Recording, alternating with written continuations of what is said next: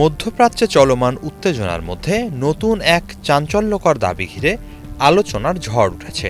ব্রাজিলের অনুসন্ধানী সাংবাদিক ও ভূরাজনৈতিক বিশ্লেষক পেপে এসকোবার দাবি করেছেন, যুক্তরাষ্ট্র ও ইরানের মধ্যে শান্তি আলোচনা চলাকালে সুইজারল্যান্ডের জেনেভায় পাকিস্তানের সেনাপ্রধান ফিল্ড মার্শাল আসিম মুনির, প্রধানমন্ত্রী শাহবাজ শরীফ সহ পুরো পাকিস্তানি প্রতিনিধি দলকে হত্যার পরিকল্পনা করেছিল ইসরায়েলি গোয়েন্দা সংস্থা মোসাদ। তবে পাকিস্তানের সাংবাদিক ও নিরাপত্তা বিশ্লেষকেরা এ দাবিকে সম্পূর্ণ ভিত্তিহীন বলে উড়িয়ে দিয়েছেন।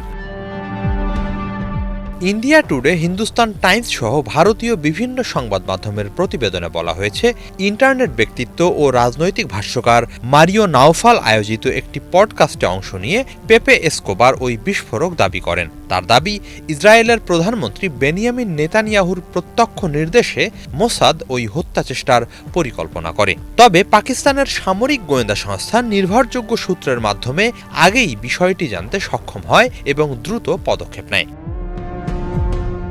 এসকোবারের দাবি, ওই হত্যা পরিকল্পনার কথা জানার পর পাকিস্তান ওমানের মাধ্যমে ইসরায়েলের কাছে চূড়ান্ত বার্তা পাঠায়। সেই বার্তায় নাকি বলা হয়েছিল, পাকিস্তানি প্রতিনিধি দলের ওপর কোনো ধরনের হামলা হলে তার কঠোর পরিণতি ভোগ করতে হবে এবং ইসরায়েলকে পৃথিবীর মানচিত্র থেকে মুছে ফেলা হবে, অর্থাৎ সরাসরি পরমাণু হামলা চালানো হবে ইসরায়েলের ওপর। তবে এই বক্তব্যের পক্ষে কোনো নথিপত্র বা স্বাধীনভাবে যাচাইযোগ্য তথ্য উপস্থাপন করেননি এসকোবার।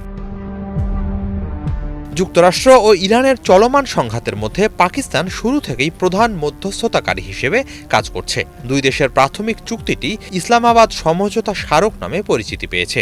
এই সমঝোতা স্মারকের ওপর পরবর্তী উচ্চ পর্যায়ের আলোচনার জন্য জেনেভায় মার্কিন ভাইস প্রেসিডেন্ট জেডি ভ্যান্স সহ শীর্ষ কর্মকর্তারা উপস্থিত ছিলেন, যেখানে পাকিস্তানের প্রধানমন্ত্রী শাহবাজ শরীফের নেতৃত্বে সেনাপ্রধান আসিম মুনিরও প্রতিনিধি দলের অংশ ছিলেন।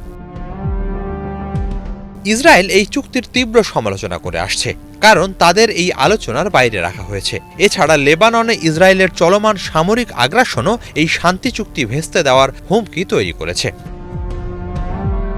পাকিস্তান ও ইসরায়েলের মধ্যে কোনো কূটনৈতিক সম্পর্ক নেই এবং ইসলামাবাদ ইসরায়েলকে রাষ্ট্র হিসেবেও স্বীকৃতি দেয় না। কিছুদিন আগেই পাকিস্তানের প্রতিরক্ষা মন্ত্রী খাজা আসিফ ইসরায়েলকে মানবতার অভিশাপ ও গণহত্যাকারী বলে তীব্র আক্রমণ করেন। ইসরায়েল তার জবাবে পাকিস্তানের মধ্যস্থতাকারী ভূমিকা নিয়ে প্রশ্ন তোলে।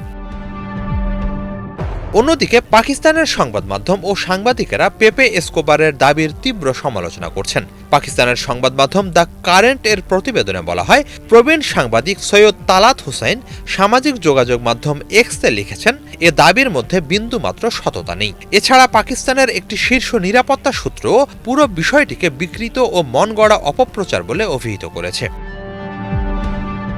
এখন পর্যন্ত পাকিস্তান কিংবা ইসরায়েল কোনো দেশের সরকারই এ বিষয়ে আনুষ্ঠানিকভাবে কোনো মন্তব্য করেনি।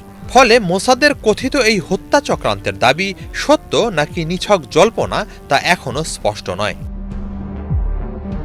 হিজল জোবায়ের, বাংলা ভিশন।